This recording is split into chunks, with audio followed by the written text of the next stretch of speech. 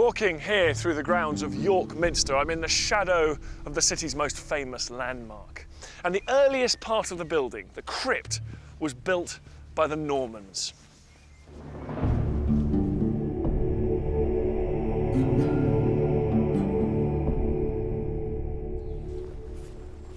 On my walk today, I'm going to be looking at how the Normans transformed York into the political and religious stronghold of the north of England.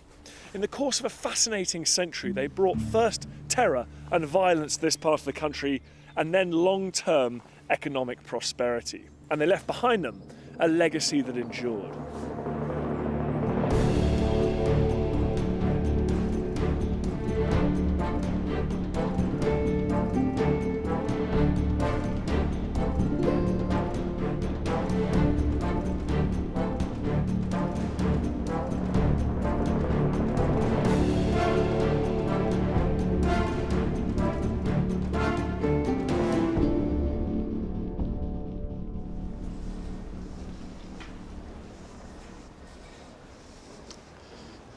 If you mention the Normans to any true Yorkshireman, you'll probably get an earful.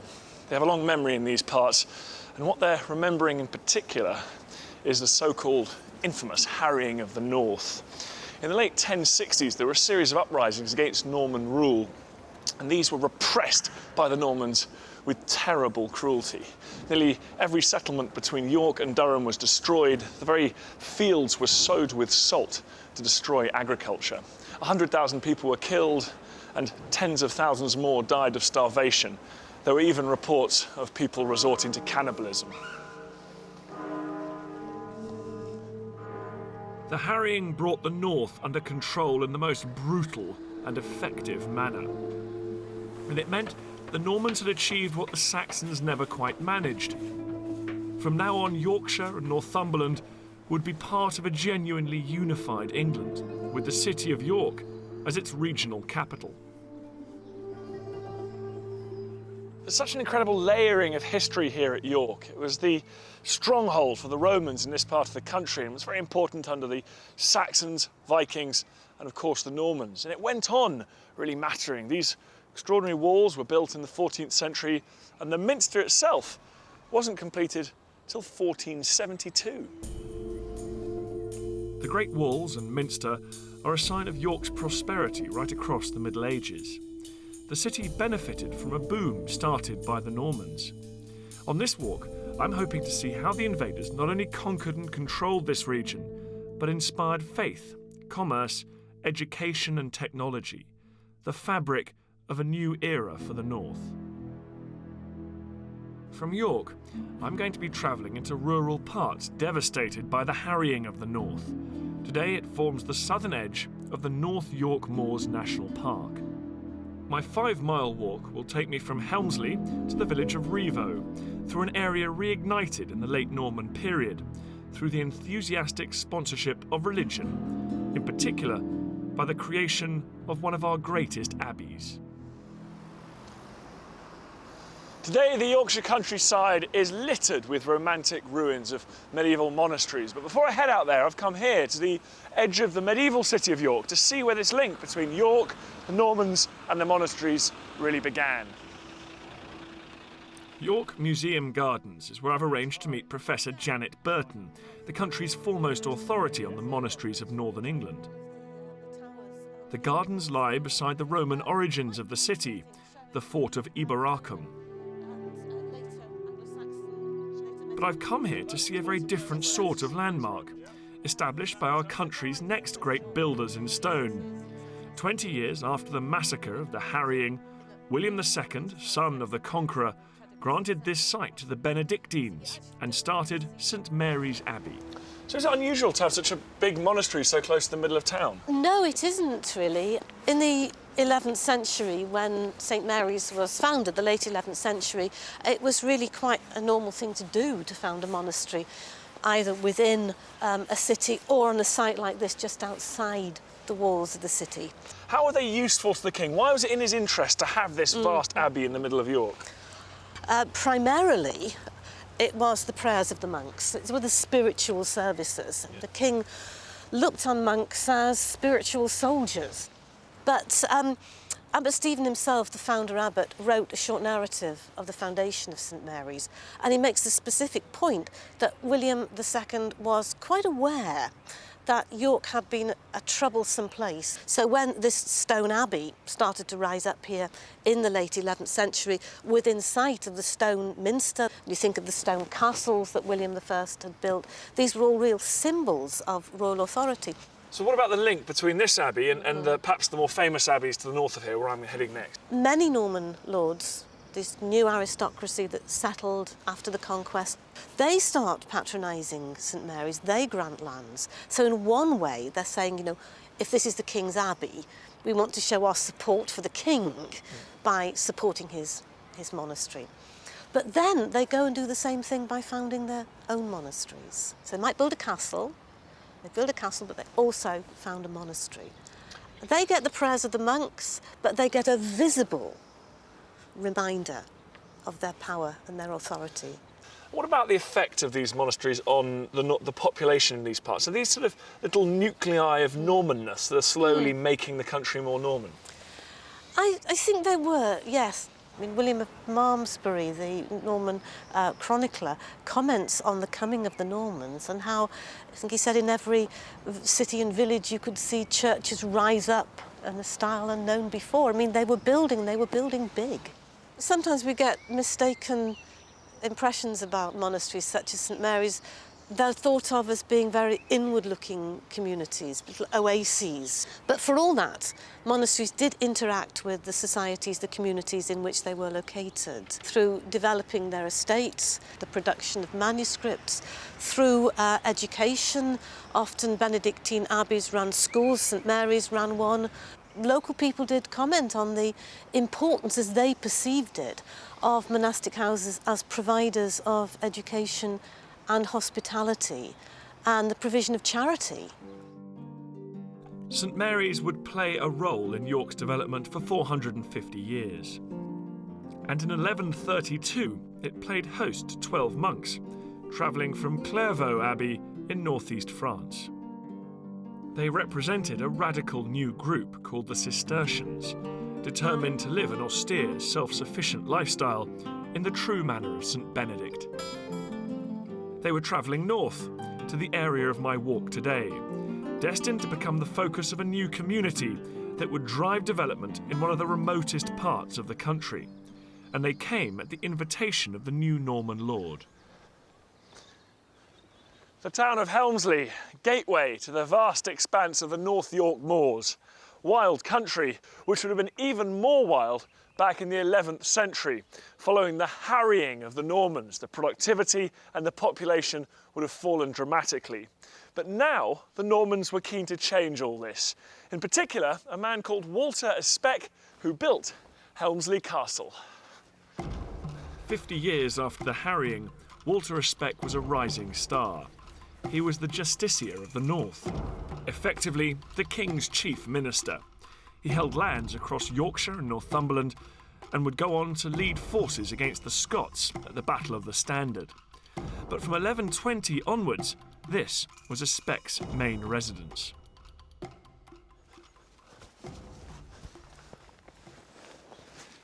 Walter Espec was responsible for the building of this east tower. Well, in fact, the bottom 2/3 of it. I love the way you can still see the original roof. It would have been a wonderful home for him and his family. And the chroniclers tell us that he had a large library of books as well. So this was a scholar, a military man, and very wealthy as well. It seems that the erudite Espec was a man of his time, and the late Norman period was the golden age for the foundation of monasteries. This was Espec's opportunity to seal his passage to heaven, enforce his political dominance, and leave a positive legacy for this troubled region. My real interest today lies out there on the moors, and that's where I'll be walking, because it was out there that Walter Espec gave huge tracts of his lands to that group of Cistercian monks that had been staying in St Mary's Abbey in York. And they would found the first ever Cistercian monastery in the north of England. And that's where I'm heading. With Helmsley Castle, Walter Espec had created an awe-inspiring symbol of his power and control. his next task was to establish a great institution to drive Norman colonisation. But as my walk leaves the town, Espec's impact was more subtle. He was guardian of the massive areas of royal forest, land which for the past 3 centuries has been the grounds of Duncombe Park.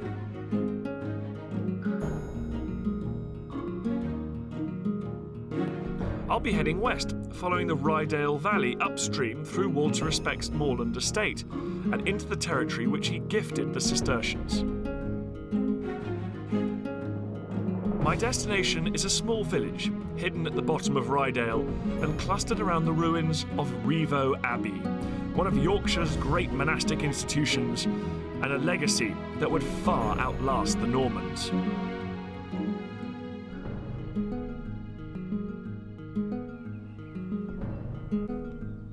Back at Helmsley, my walk starts in a legacy of a very different kind, the back garden of Walter Espec's castle. For the past 3 centuries, this cleared area has served as the parkland of Duncombe Park, one of the great country estates of Yorkshire. Duncombe Park was set up by the Duncombe family in the very early 1700s. Now they had made all their money in banking. They were new money. So in that way they're an interesting parallel to Walter Espec, who of course in the 11th century was also a new face, a man on the make. It's said that the Norman lords created their own sporting venue right here, a clearing where moorland beasts were driven in and then hunted for the entertainment of guests watching from the castle. And to this day, you can still make out the faint ridge in the land that once enclosed the hunting area. Some of the Duncombe oaks today could be as old as this medieval arena.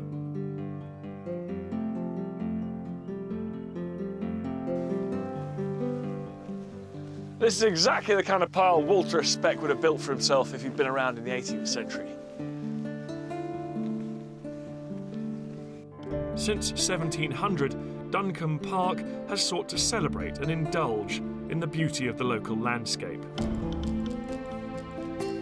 The Cistercians too revelled in the solitude ensured by the Norman forests and the remote Rievaulx Valley. But the monks couldn't succeed without bringing a degree of civilization to the moors.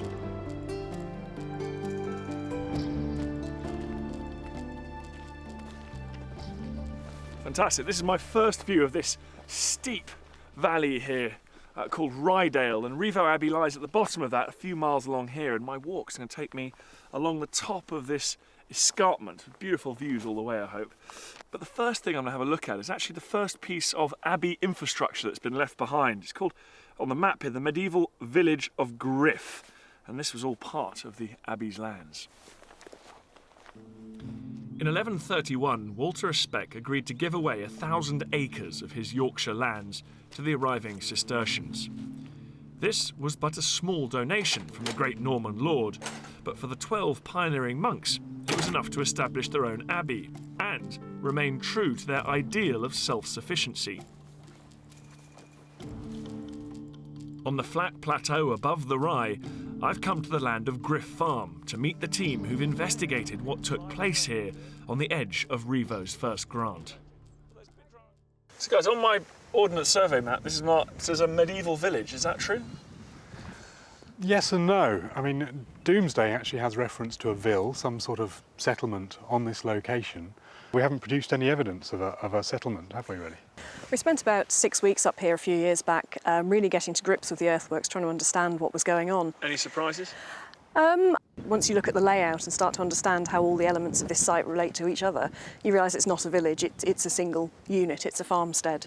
I suppose the surprise being that we confirmed that it was a grange, not the deserted medieval village that we see mentioned on the maps. But certainly I think some of the more substantial buildings are a really, really good find. So it's a big prosperous farm then, is that what it is? That's exactly what it is, yes. It's a monastic farmstead, an outlying monastic farmstead called a grange. The building we're in is a barn, we think, from the plan of it and the size of it.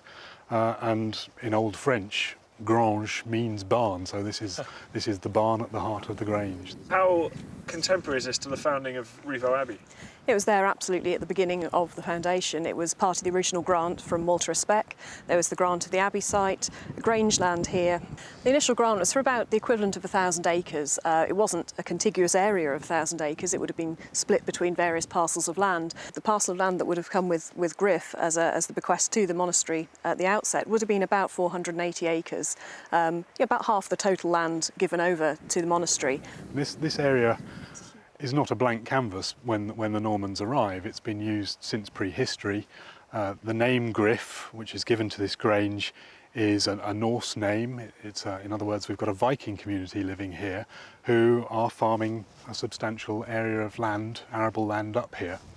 So that's what the monastic community takes on, and they use that as a bridgehead for expanding out onto the North York moors there. I mean, we look at this today and it is a relatively tame arable landscape that looks as though it's been like that forever. But when the monastic community came here, first of all, they inherited something that was more akin to an island of arable in a sea of heather and moorland, really.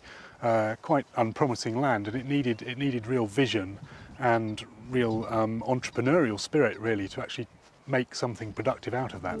Okay, so are there any quarries around? The Griff was the first of what became a network of grange sites. As Rievaulx grew, it needed more food, more support work, and inevitably more income. By the 1300s, the abbey had 20 granges providing crops, fish, and vast numbers of sheep. They were the engine room of Rievaulx's economy, and as new benefactors continued to pledge land and resources, the reach of the abbey spread far beyond the moors. But from the very outset, the monks created a demand for wood, and here in Rievaulx, the steep valley sides have changed remarkably little. So how could this woodland here be productive? Well, I mean, this is a piece of ground which really isn't much used for anything else, so it's making the best of a bad lot in a way, putting woodland on it. I say putting woodland on it, it's been wooded since the last ice age, but throughout the medieval period and right up to today, as you can see, it's been managed woodland, intensively managed, and for most of the medieval period and quite a lot of the post-medieval period as well, it's been coppiced. In other words, the trees have been cut right down to the base. You get that crop of fresh new growth, which after 20 years is perfect stuff for charcoal manufacture. So I never know how you know that something's an ancient forest or not. Well, not necessarily by the trees that are here today. I mean, we're surrounded by very modern larch and pine, but very often by the species that are at ground level, which rely on this injection of sunlight that they get through the process of coppicing. And this is a particularly good patch here. We've got these lovely little violets, bluebells, primroses. Just up there we've got wood sorrel, and over there wild garlic, wood anemones. So we've got the full range of species that really characterise what is the best of our woodland flora. Whilst the demand for wood lasted centuries, the first decades of Rievaulx's life saw a demand for one special commodity: stone. And between 1132 and 1260, the abbey itself was built, rebuilt, and regularly extended. And right here, in what is still called Quarry Bank Wood, the scars of the building work are very clear indeed. You can see some of the blocks of stuff they haven't used. Yes, it's almost left in situ as they stopped working. These were some of the rocks that were left behind that weren't needed. Just a mile downstream from Rievaulx, the monks found a fine-grained limestone which became part of the abbey's refectory. And we've seen a couple of others on the walk. I mean, were they quarrying all along this face here? Yeah, this outcrop of limestone sort of comes along the edge of this escarpment, and indeed there are numerous other quarries along this area. With a keen eye, you can spot Rievaulx's managed woodlands and quarries all along Rievaulx. In 1145, Walter Espec was pleased enough with progress to grant more lands further up the valley and into the moors. But my walk now heads downhill, into Rievaulx for the first time, and towards the quiet, hidden focal point of Rievaulx's world.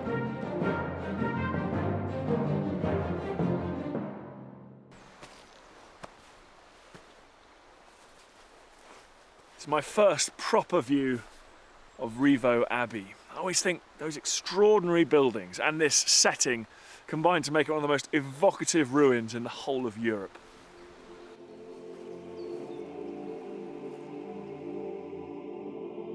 The grand site owes much to Rievaulx's third abbot, Aelred, a theologian of international repute. He presided over the abbey for 20 years at the very end of the Norman period. He was introduced to the area by none other than Walter Espec, and was so impressed that he never returned to his native Northumberland. By the end of the Norman age, Aelred had laid the framework for this site's development and had set Rievaulx up as the biggest hub for commerce and community in the region. It's an absolutely massive ruin, isn't it? I mean, was this the biggest abbey in the north of England? Well, getting on that way, certainly it was the headquarters of the Cistercians in the north of England, and was the first Cistercian abbey in the north of England. So its size warrants its status, shall we say, in that way. And how many monks would there have been here? Well, at its height there were 150 choir monks, so this is mid-13th century, and upwards of 450 to 500 lay brothers looking after them, so they were doing most of the manual work. That's a big settlement, isn't it? It is indeed. So which parts are Norman? Principally the nave that we're in now. If you turn round and look at the walls, you can see we've got two sets of Romanesque Norman arches, and then on top, where the stone changes colour, that architecture is more or less 100 years later. Oh, so those rounded ones are Norman? That's it, absolutely. That's the Norman part of the abbey. And that's a key piece of general knowledge. Absolutely. The round ones are Norman. Once you start to get more pointed, you're into Gothic. So, OK, so this bit either side of us is Norman as well? So this is more or less Aelred's church. And then the rest of the architecture, going further, building higher and longer, is about 100 years later. You're about 1220, finished by about 1260. So as the abbey starts making more money, it starts to build extensions? Absolutely, yes. You can build higher, nearer to God, and you can build longer because you can. And so what are the monks up to during that golden age? I mean, some of them are in here studying and praying, others are out reclaiming land and farming and things like that. Yes, I mean, because they were a self-sufficient community, the more land they got and the more the population grew here, of course they needed more supplies or whatever to keep that community going. But they were very quickly into trading in wool.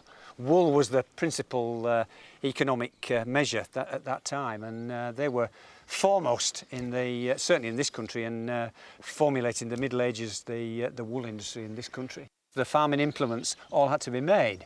So they're very much into iron smelting. They were mining iron further up the valley, bringing it back here and smelting. So there were furnaces here during the monks' time, and continued well after the dissolution. So you think the legacy of the monks here actually continued, well into modern history? Absolutely. With the dissolution, the iron industry carried on for another 100 years. Because it was an important economic area, and it's as a result of the iron industry that we have the village now. So what happens to the great founder, Walter Espec? Well, it's interesting. The reason for the founding of the abbey was that he'd lost his son in a riding accident, and so declared that God would be the heir to his lands. He then ended up, in the last 10 years of his life, coming back here as a monk. So he gave up all the power and prestige of being a Norman? Really? Absolutely, yes. So he entered as a novice and was accepted into the orders, and spent the last years of his life here within the abbey that he'd helped to found. He must have been seriously worried about his soul. Well, there's that about it, although giving the land, of course, makes sure you get through the pearly gates, that's for sure. The remarkable actions of Walter Espec show just what kind of people the Norman elite were, men of action and ambition. Perhaps his motive was no more than to gain his own entry into heaven, but the greatness of his institution is undeniable, and the ruins still dominate this valley. The simple Cistercian aims of solitude and self-sufficiency attracted so much support that they would end up controlling the wool and mining industries, building lines of communications across the moors and back to the trading hub of York. This sturdy Georgian bridge may be only just over a couple of 100 years old, but it's replacing a Norman bridge which have been doing exactly the same job, and that is connecting the abbey there with all sorts of things like granges and wool houses, quarries and ironworks further up the dale. The Normans imposed an infrastructure here of bridges, roads and drainage ditches which ensured that the moors would never be the same again. And the true extent of the Normans' legacy in the north only becomes clear when you look at the range of other institutions they founded. The monks of St Mary's were so impressed with the visiting Cistercians that some quickly left to establish their own Cistercian abbey at Fountains. This site and Rievaulx would become medieval giants, but would sit alongside Kirkstall and Roche, Kirkham and Byland, Whitby, Jervaux, Selby, and in the northwest, Furness and St Bees. In medieval England, only the king could match the monasteries for wealth and power, a fact that Henry VIII would find intolerable. But the dissolution of the monasteries couldn't change the fact that for 4 centuries, a nationwide network of Norman institutions had developed everything from faith to farming. And here in remote Yorkshire, the Norman abbeys are celebrated more than anywhere. Quarries, mining, woodland and ruins are all part of the fabric of a national park. And to end my walk, I've climbed up here to Rievaulx Terrace, which 150 years after the dissolution became part of Duncombe Park. Sir Charles Duncombe bought both the Helmsley estates and the Rievaulx estates for the sum of £90,000. The lands that Walter Espec had divided in 1132 were back together once again. Ah, there we go. Lovely gap in the trees there. You can see Rievaulx Abbey, the grandest folly imaginable for the Duncombe family estate.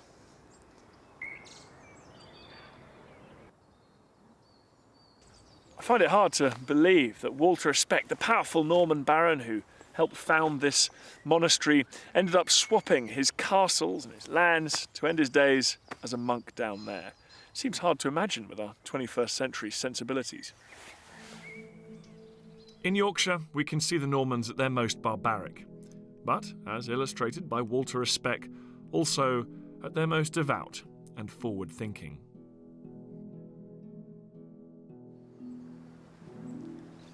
For me, Rievaulx really embodies all things Norman, the love of ambitious building projects and the obsession with power, wealth and Christianity. Walter Espec died in 1154, which was coincidentally the same year as the last Norman king, Stephen. But by that time, this abbey and others like it were transforming this landscape totally. They were ushering in a new era of prosperity and international trade and commerce. And they were helping to cement this part of the country into the new Anglo-Norman kingdom.